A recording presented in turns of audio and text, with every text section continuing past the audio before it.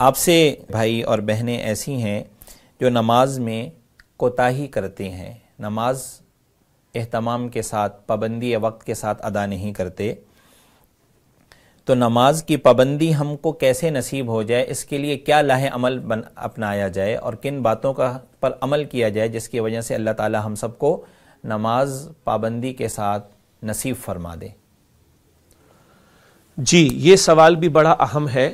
جس کسی کو بھی احساس ہو جائے اور ادراک ہو جائے، احساس اس بات کا کہ میں نماز میں کوتاہی کر بیٹھا ہوں، نماز کے ادا کرنے میں کوتاہیاں کر رہا ہوں، اور ادراک اس بات کا کہ کس قدر بڑا فریضہ ہے جو میرے خالق و مالک رب العالمین نے مجھ پر عائد کیا ہے، تو پھر کیا کیا جائے؟ ظاہر بات ہے کہ نماز ادا کرنے کی توفیق بھی کہاں سے عطا ہوگی؟ اللہ سبحانہ وتعالی کی طرف سے۔ اسی لیے سورۃ الفاتحہ کا انداز ہم دیکھتے ہیں نا، ایاک نعبد و ایاک نستعین، اے اللہ ہم تیری ہی عبادت کرتے ہیں اور تجھ ہی سے مدد مانگتے ہیں۔ تو اللہ کی عبادت اس کی مدد کے بغیر ممکن نہیں ہے، تو اللہ تعالیٰ کو پکارنا، اللہ تعالیٰ سے مانگنا۔ ویسے تو نمازوں کے بعد بھی نبی اکرم صلی اللہ علیہ وسلم دعا فرماتے، اللہم اعنی علی ذکرک و شکرک و حسن عبادتک، اے اللہ میری مدد فرما اپنے ذکر کے لیے اور اپنے شکر کے لیے اور اپنی عمدہ عبادت کے لیے۔ تو پہلا کام عزم مصمم، ارادہ پکا کرنا ہے کہ آئندہ مجھے نماز کو ضائع نہیں کرنا اور نماز کو وقت پر ادا کرنا ہے۔ ایمان والوں کی شان قرآن کہتا ہے نا کہ ان الصلاۃ کانت علی المؤمنین کتابا موقوتا، بلا شبہ نماز اہل ایمان پر مقررہ اوقات میں فرض کی گئی ہے۔ لوگوں سے کہا جا سکتا ہے کہ میرے پاس وقت نہیں ہے، اللہ سے نہیں کہا جا سکتا کہ میرے پاس وقت نہیں ہے۔ دنیا میں ہمارے بہت سارے مسلمان بھائی بہنیں اپنے تمام معاملات اور مصروفیات اور مشغولیات کے باوجود نماز ادا کرتے ہیں۔ کسی کے لیے مجبوری کا معاملہ آ جاتا ہے تو وہ جہاز پر بھی نماز ادا کر لیتا ہے، ٹرین میں بھی ادا کر لیتا ہے۔ مجبوری میں نے اس لیے کہا کہ صحیح شرائط کے ساتھ، تقاضوں کے ساتھ عمل کرنے کا موقع نہیں مل رہا، تو جس طرح بن پڑے وہ ادا کر رہا ہوتا ہے۔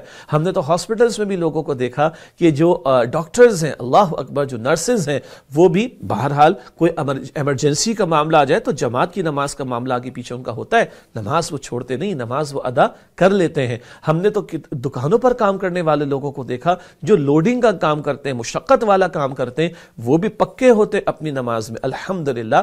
ہم نے ان ڈرائیورز حضرات کو بھی دیکھا جو اپنے جو بھی سیٹ ہے، مالک ہے، اس کے حکم کے تابع ہوتے ہیں، مگر اس نے طے کر رکھا ہوتا ہے کہ میں نے اپنے مالک حقیقی اللہ کے حکم کو سارے احکام پر ترجیح دینی ہے۔ انگریزی میں کہتے ہیں نا where there is a will there is a way، اور میں عرض کیا کرتا ہوں where there is no will there is no way۔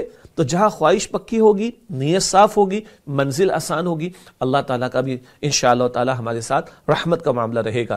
عزم مصمم کرنے کی ضرورت ہے۔ پھر ایک بہت بڑا فائدہ کس بات سے ہوتا ہے؟ آدمی خیر کے ماحول میں جب ہو، نیکی کے ماحول میں جب ہو، تو a man is known by the company keeps، English میں تمہیں پتہ ہے نا، انسان صحبت سے پہچانا جاتا ہے۔ اللہ کے پیغمبر علیہ السلام بھی اس کی تعلیم ہمیں دیتے ہیں، اور اللہ کے پیغمبر علیہ السلام نے یہاں تک ارشاد فرمایا کہ المرء علی دین خلیلہ، انسان تو اپنے دوست کے دین پر ہوتا ہے۔ تو اچھے لوگوں سے دوستی اختیار کرنا، اچھے لوگوں سے ملنا جلنا، تو جس طرح وہ ہوں گے اس طرح ہم بھی ہوتے چلے جائیں گے انشاءاللہ۔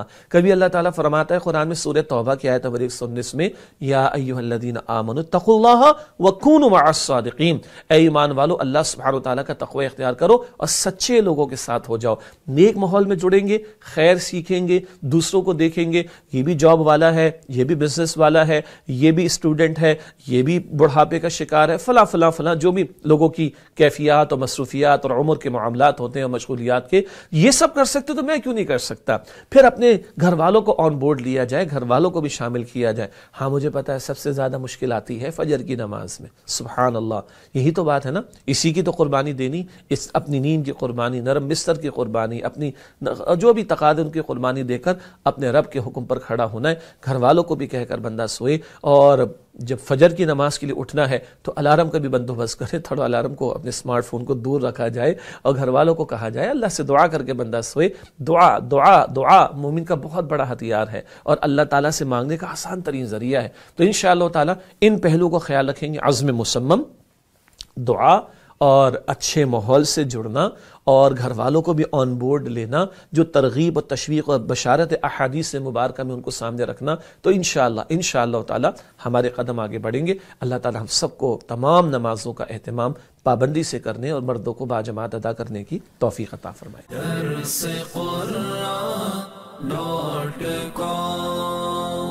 www.darsequran.com